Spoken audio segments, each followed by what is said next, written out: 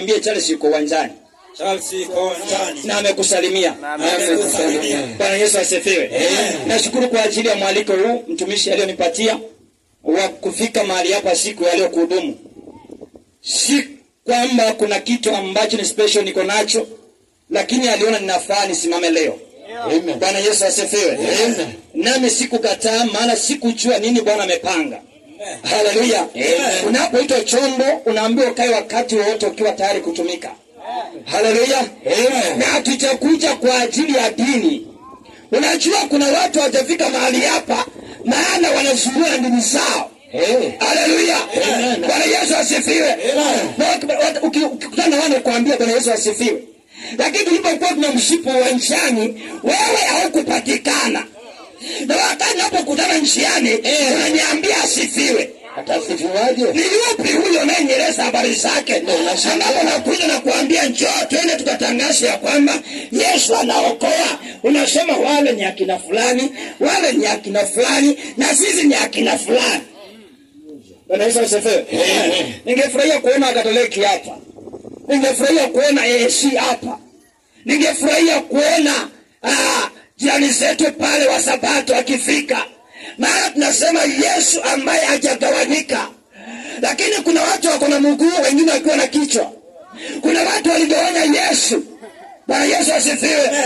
Sijui wako ni mkono ama ni mguu. Sijui wako namna gani. Lakini najua Yesu ambaye mwili wake ni kanisa.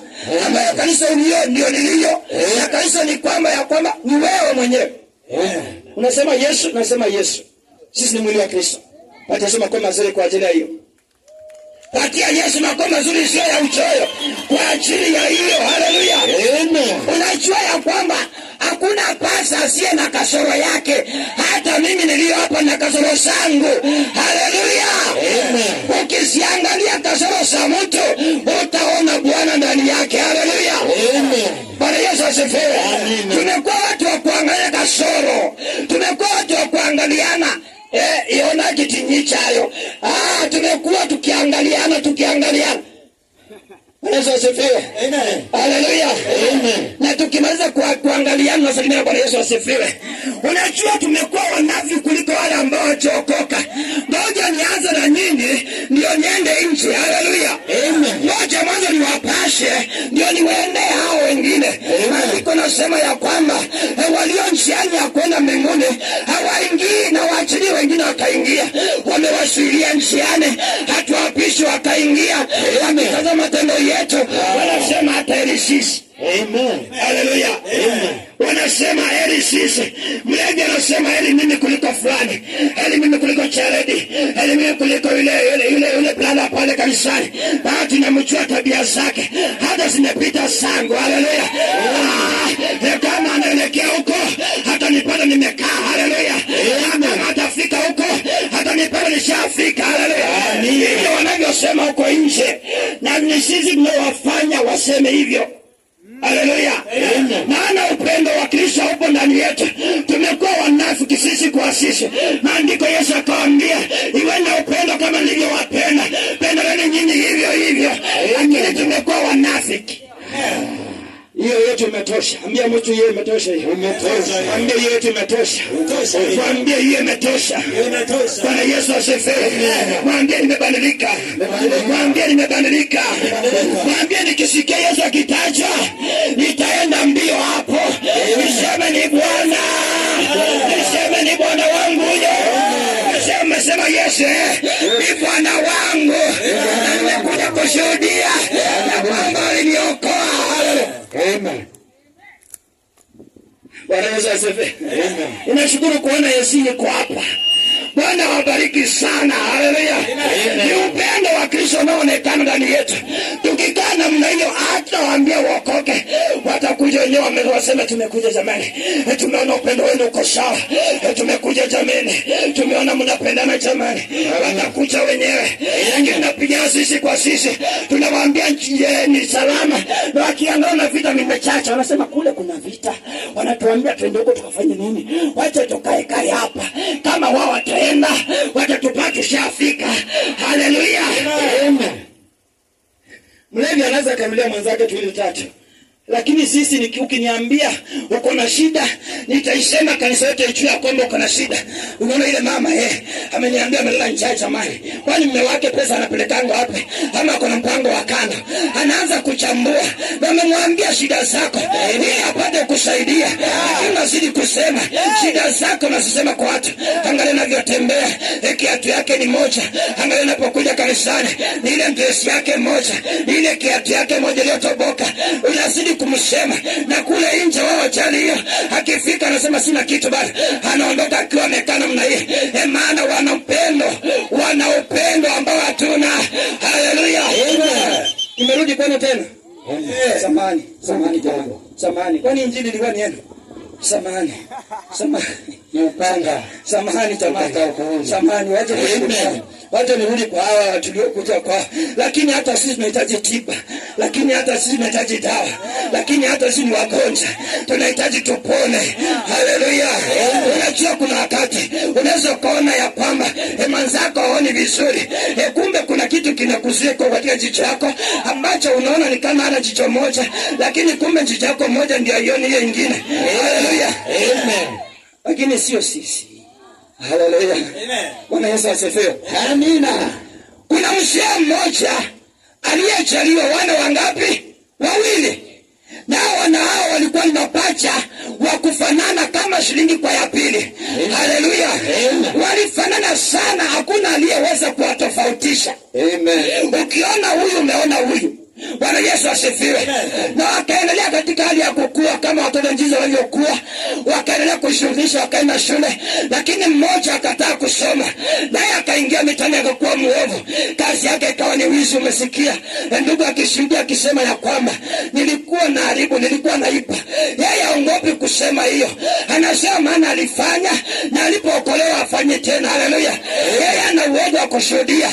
Maana kuanzia alipookoka hajachukua kitu cha moto. Bwana Yesu asifiwe.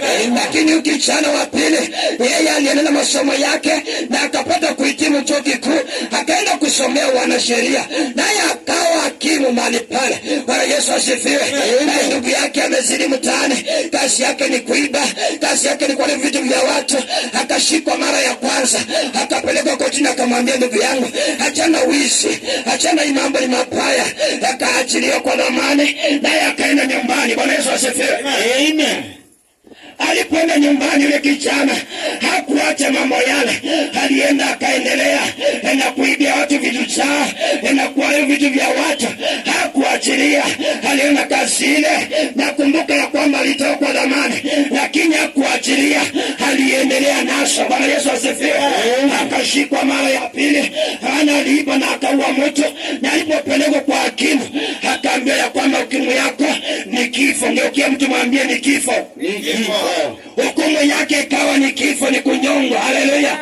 Ikawa hakuna kitu anaweza akabadilisha. Masaa imefika kunyongwa kwake. Haleluya. Yule hakimu akaenda akaambiwa, yule ndugu yako sasa amekamatwa mara nyingine, na saa hii ile hukumu iliyotolewa ni kali. Akauliza amefanyaje? Akaambiwa kuacha. Amehukumiwa kunyongwa kesho. Haleluya.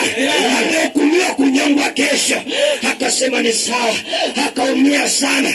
Huyu jamani nilimwambia na hakusikia. Huyu jamani nilimuonya na hakusikia. Nitafanya nini?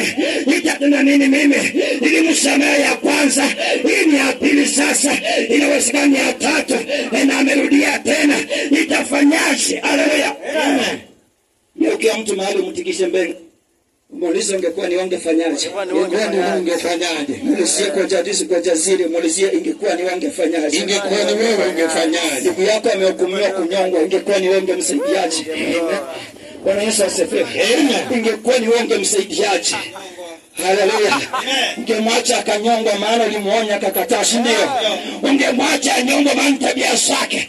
Ungemwacha anyongwe maana ulimuonya na akakataa. Lakini ile jamaa yake ilikuwa ni tofauti. Nimekuambia walikuwa wamefanana kama shilingi kwa ya pili. Siku hiyo ilipofika, yule hakimu akasema akasema wacheni kamsalimie ndugu yangu ya mwisho anapoenda kunyongwa jamani. Nataka angalau nimuone mara ya mwisho anapoelekea kunyongwa jamani. Angalau nimsalimie, atuongee mawili matatu. Naye akapewa ruhusa akaingia katika kile chumba ndugu yake alipokuwa amehifadhiwa ili akapate kwenda kunyongwa. Akaingia na zile nguo zake za hakimu, amevaa kofia na ile gauni yake. Alipoingia pale ndani akalia sana, akamwambia ndugu yangu, nilikuonya lakini haukusikia. Angalia sasa masaa sio mbali unaenda kuhukumiwa kunyongwa.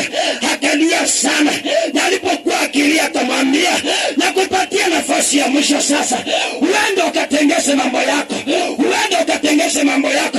Akatoa ile kofia ya hakimu akamvalisha, akatoa ile gauni akamvalisha, akamwambia ile nyumbani ukatengeze mambo yako, nachukua hukumu yako, naenda kunyongwa mimi, naenda kunyongwa mimi, naenda kunyongwa mimi, naenda kunyongwa mimi. Ingekuwa ni wewe haungefanya hivyo, ingekuwa ni wewe haungeweza. Ni Yesu naongea habari zake, ni Yesu naongea habari zake, ni Yesu naongea habari zake.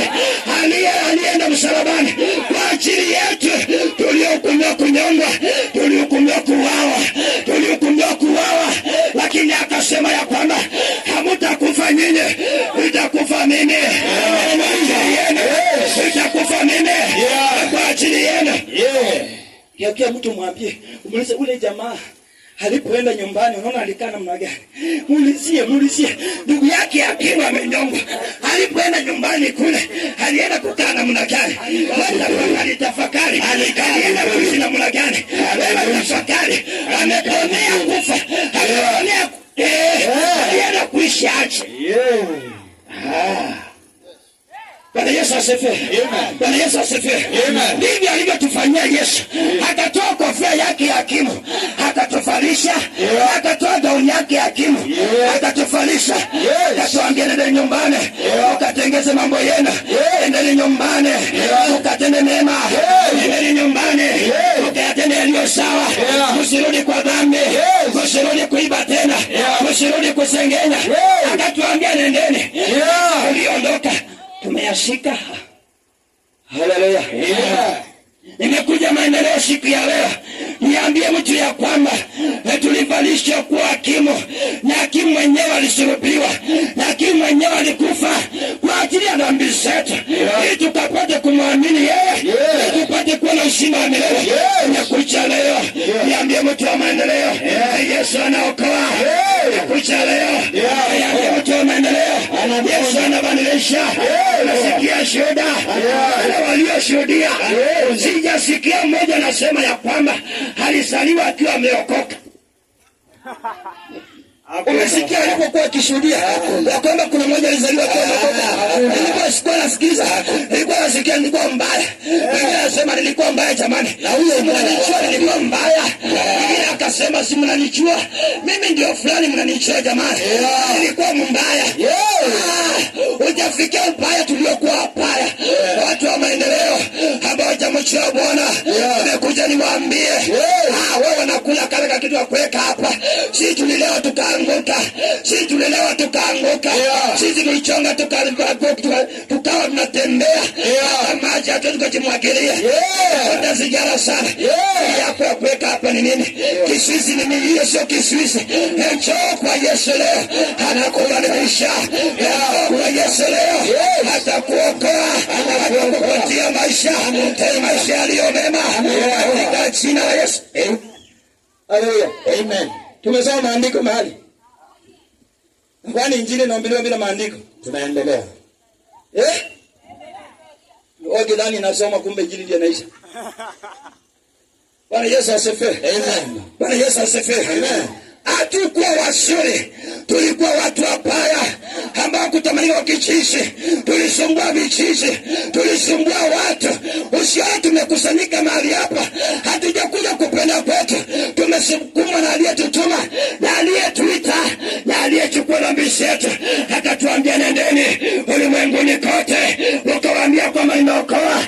Na atakayeamini jioni ya leo atakuwa mtoto wangu, na nitambariki. anabadilisha maisha.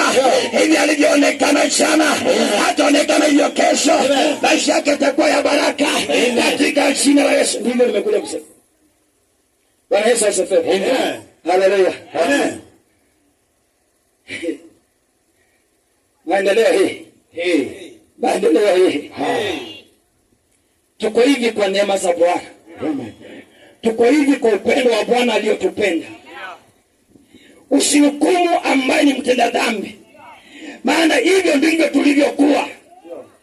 Hivyo ndivyo tulivyokuwa. Lakini wakati utafika, Bwana akatuokoa na ametutuma tuwatafute au tuambie, ndugu zetu tulikuwa kama nyinyi, na hivi ndivyo tulivyo sasa. Bwana ametutengenesha, tumekuwa chombo cha amani, tumekuwa chombo cha furaha, tumekuwa chombo cha kutangaza injili. Amen. Bwana Yesu asifiwe. Amen. Tuache kuhukumu.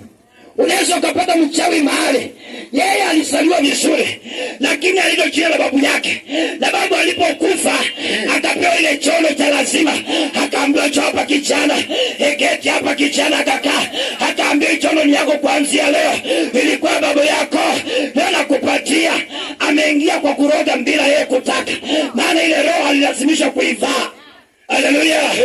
Na leo tunampiga sana, lakini yeye hataki kuyafanya hayo. Bwana Yesu asifiwe. Amen. Aliingia bila yeye kutaka. Waliosema walikuwa naiba, kuna roho inakusukuma uchukue bila wewe kutaka. Unasikia tu nataka nichukue, unasema sinyoti ipi, unasikia ushaipa. Amen. Ni roho iliyo ndani yake, sio mtu mbaya, ni ile roho iliyo ndani ya mtu. Ikiondolewa anakuwa salama, ikiondolewa anakuwa mtu wa heshima, ikiondolewa anakuwa mtu ambaye ni mzuri. Amen. Yesu asifiwe. Amen. Haleluya. Amen. Tumeitwa tuokoe, hatujaitwa tuhukumu. Tumeitwa tuokoe, hatujaitwa kuangamiza. Tumeitwa tuokoe kilichopotea. Yesu anakiangalia kiokoleo. Amen. Tumishi, usiwe mchawi, tafuta njia atakavyokoka. Amen. Luka 13. Ndio tunaanza. Ambia mwenzako ndio tunaanza. Tunaanza. Namuuliza unaona tunatoka saa ngapi? Ndio tunaanza sasa. Luka 13. Twende Luka 13. Luka 13. Mstari wa 6 hadi wa 9. Sauti ni huruma jioni ya leo. Yesu mwenye huruma yuko mahali hapa. Hatapate kuhurumia mtu anayesikia sauti ya leo. Hatapate kumrehemu mtu anayesikia sauti ya leo. Luka 13 verse 6 to 9 inasemaje? Maandiko matakatifu, kitabu cha Luka mtakatifu. Ndio. 13 chapter 6 to 9. Yes. Akanena mfano huu. Akanena mfano. Mtu mmoja alikuwa na mtini umepandwa katika shamba lake la mizabibu. Alikuwa na mtini uliopandwa katika shamba lake la mizabibu, matunda juu yake. Ndio. Pato.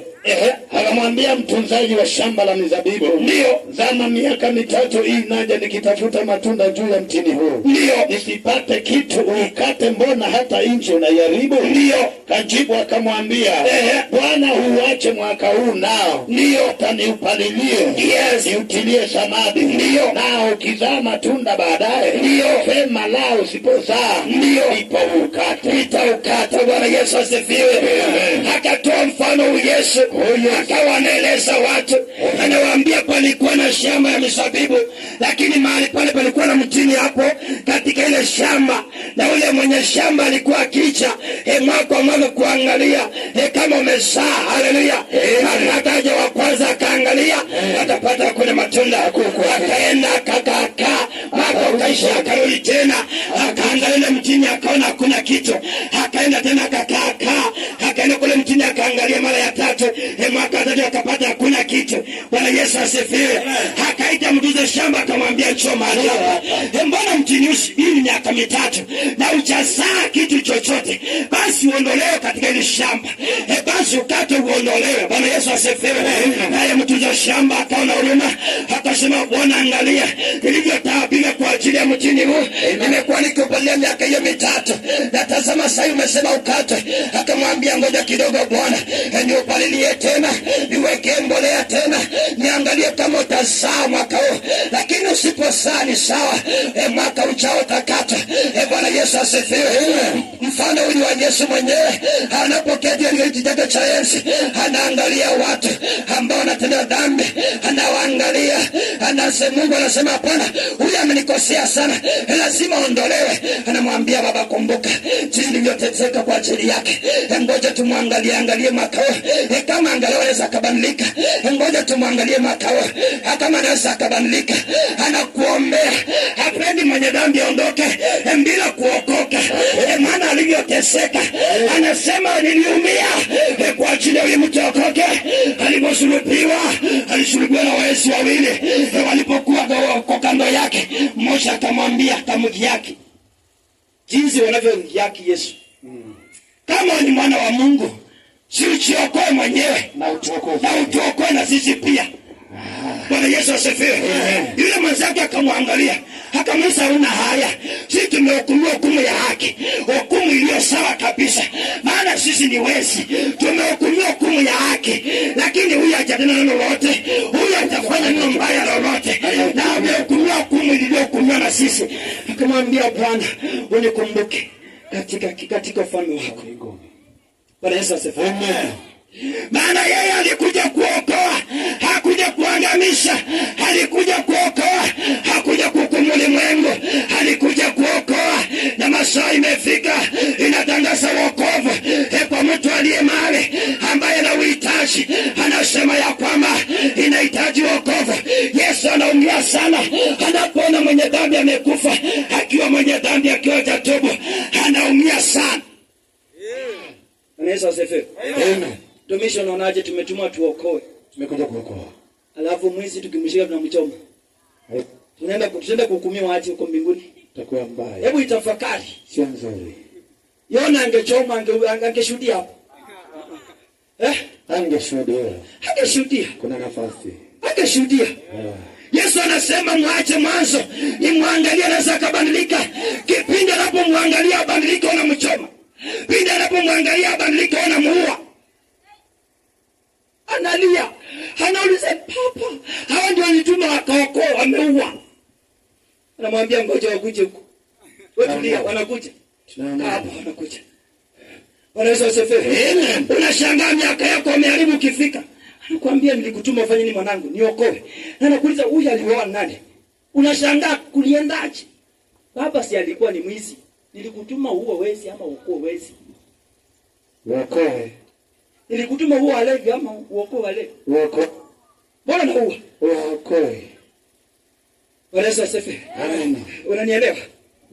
Yesu anaumia anapoona mwenye dhambi amekufa bila kutubu. Nipatie Ezekiel.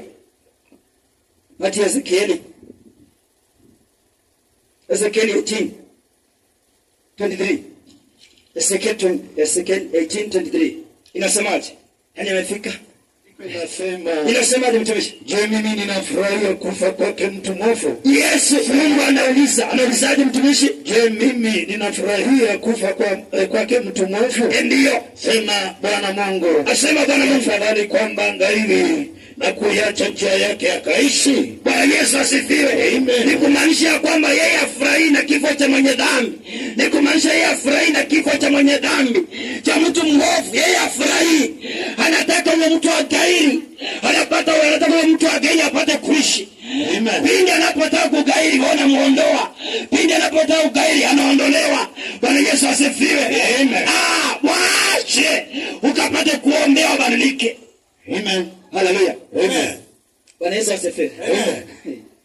Hallelujah. Bwana afurahi kifo cha mwenye muovu. Na wenye uovu ndio naongelesha sasa. Inawaambia kwamba Mungu hafurahi na mtu kuondoka akiwa muovu. Anahuzunika. Maandiko nasema mtu mmoja anapookoka mbinguni kunakuwa na shangwe na vigelegele. Wanafurahia sana. Ndivyo mtu muovu anapokufa mbinguni anahuzunika. Anakuwa na huzuni. Hiyo siku nakuwa kumekimya, wanahuzunika. Fulani ameondoka. Yesu anaumia. Yesu asifiwe. Amen.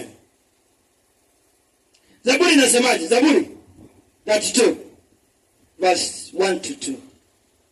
Ndio karibu kumaliza. Mimi wasikangi sana hapa. Bwana anawahitaji. Bwana anawahitaji. alivua vazi lake awavalishe, ili mkapate kuishi, ili msife mkapate kuishi. Na ndivyo anavyowaangalia, mkapate kugeuza mioyo yenu, mkapate kumwelekea Kristo. Haleluya. Mwisho wa maendeleo, sauti ya Bwana inasema ya kwamba geuzeni mioyo yenu mkamwelekee Bwana aliye na huruma, atahurumia na kuwarudia na kuwapatia uzima na kuwapatia afya. Kuna watu wagonjwa leo hii maana walikosana Mungu. Kuna watu wagonjwa leo hii na wakitubu wanapona. Bwana Yesu asifiwe. Wakimrudia Bwana kwa wazima, maana dhambi iliyofanya kuwa wagonjwa. Zaburi 32 mstari wa kwanza na wa pili unasemaje? Heri aliyesamehewa dhambi, asitiriwa makosa yake. Ndio. Heri Bwana asiyemhesabia upotofu. Ndio. Na rohoni mwake hamna ila. Ndio. Bwana Yesu asifiwe. Ni heri mtu yule aliyesamehewa dhambi. Yaani amebarikiwa mtu yule aliyesamehewa dhambi. Hatabarikiwa mtu yule aliyesamehewa dhambi zake. Hatabarikiwa mtu yule atakubali kusamehewa dhambi. Hii dhambi inasamehewa bila fedha yoyote. Hii dhambi inasamehewa bila kuhitajika kitu chochote. Unahitaji mkubali Yesu kuwa mwokozi wako, jioni ya leo na utaokolewa. Haleluya. Ni heri mtu aliyesamehewa makosa yake na dhambi zake, kusiliwa dhambi zake. Ndivyo tulivyo na furaha jioni ya leo tulio mahali hapa, maana tumesamehewa dhambi na kusiliwa makosa yetu. Bwana Yesu asifiwe. Na tunawatafuta wanaotaka kuwa heri, watakota kubarikiwa, wapate kuja mahali hapa wakili ya kwamba Yesu ni Bwana katika maisha yao, nao wataokoka. Haleluya. Bwana Yesu asifiwe. Kwa kinywa cha mtu ukiri hata kupata wokovu, na kwa moyo mtu uamini hata kupata haki. Haleluya. Ndivyo jioni ya leo tuna wito, sauti ya huruma mahali hapa inakuja na kuambia njoo kwa Yesu ili ukapate kuishi. Mwenye dhambi hataishi. Ndiyo atamwona akitembea, lakini kuna muda utafika ataondolewa na hataishi tena. Bwana Yesu asifiwe. Lakini ukimpokea Yesu ambaye alikufa na akafufuka, ndivyo utakavyoenda kutendewa. Utalala, utaamuka katika uzima wa milele. Haleluya. Hiyo tumaini letu tumeiweka mahali hapo jioni ya leo. Bwana Yesu asifiwe. Haijalishi ulifanya nini, haijalishi umeoa watu wangapi, haijalishi umetoa mimba ngapi, haijalishi umefanya dhambi kiasi gani, Yesu anakuita tena kuambia njoo. Njoo kwangu tu. Fika kwangu tu niambie, leo nimekuja, leo ninaomba uwe mwokozi wangu, ninaomba nisamehe dhambi zangu. Naye atabadilisha, naye atakusamehea, naye atakupokea uwe mwana katika ufalme. Amen. Haleluya. Amen. Kuna watu wanasema dhambi zangu haziwezi kusamehewa. Anasema kama itakuwa ni nyekundu kama bendera itasamehewa. Haleluya. Haijalishi uliwa nani, haijalishi ulifanya nini, lakini njoo kwa Yesu, anakuokoa, atakuokoa. Amen. Na akikuokoa, yale ya kale yote yanapita. Tazama inakuwa mapya. Tazama inakuwa ya amani. Amen. Tazama utatembea ukiwa hauna hofu kabisa. Yule ndugu anasema alikuwa halali usiku, Alikuwa analala mchana, anakuja kulala mchana, lakini saa hii analala kote kote. Saa hii unaweza ukapata askari mkapishana, maana hakuna mtu anayekutafuta. Bwana Yesu asifiwe. Lakini kipindi kile ukiona mabwana yanapita unaepa. Yaani unakaa hauna amani, unakaa nje kama mkimbizi, unakaa ni kama una amani. Lakini ukija kwa Yesu, ya kale yote naisha, tazama inakuwa mapya. Haleluya. Leo hii ni kiumbe kipya. Hiyo ya kale iliyoshuhudia iliisha na haikumbukwi. Hata kama unaikumbuka, kwa Bwana haikumbukwi. Hicho kitabu kilikunja na kafungwa ikawekwa, hicho hakitafunguliwa tena. Bwana Yesu asifiwe. Ndio maana tunasema haijalishi ulifanya dhambi gani, haijalishi wewe unafanya kitu gani, haijalishi wewe ni mrogi unarogana, haijalishi umeua watoto wangapi, haijalishi umeua watu wangapi, hapana. Inajalisha leo ya kwamba kama utakimbia kwa Yesu, mwambie nimekuja, nahitaji ukanikubali. Bwana Yesu asifiwe. Amen. Haleluya. Amen. Yeye hakuja kwa walio wema, alikuja kwa wenye dhambi. Nikapata msee mwingine amepiga viungo vyote. Anaenda akitembea kaniambia, "Wewe pastor si ni hukumu." Yesu na anajua maandiko. Yesu hakuja kwa wale watakatifu. Alikuja kwetu sisi. Lakini maandiko chini nasema ili wapate kumpokea, hawapatie uzima wa milele. Haleluya. Ili wapate kubadilika, wayaache maovu. Si alikuja ili wakae katika maovu, hapana. Alikuja ili watoe katika maovu. Bwana Yesu asifiwe. Ndivyo anavyofanya. Amen. Haleluya. Amen. Utakuwa kiumbe kipya ukija kwa Yesu. Hayo uliyotenda yote Bwana atayaangalia tena. Yangu niliyofanya ni historia ambayo nasema ya kwamba nilikuwa, lakini sasa siko hivyo, maana ilikuwa ni ya kale na iliondolewa. Sasa niko mapya. Bwana Yesu asifiwe. Wakati nilikuwa mlevi singevaa suti. Singekuwa mtu ambaye anaweza unaiga suti unakaonaje, nika pesa nyingi sana. Singekuwa na pesa naweza nikanunua kitu kama hii. Nilikuwa natembea na matambara. Vitu ambavyo vieleweki. Bwana Yesu asifiwe. Lakini Yesu anabadilisha mpaka nje inaonekana huyu amebadilika, huyu amebadilika. Amen. Ama wengine hapa hivi unavyoona, ungeona kabla hajaokoka, au ungesema huyu anaweza akawa hivi alivyo. Lakini akale liliondolewa. Tazama imekuwa mapya. Amen. Bwana Yesu asifiwe. Ndivyo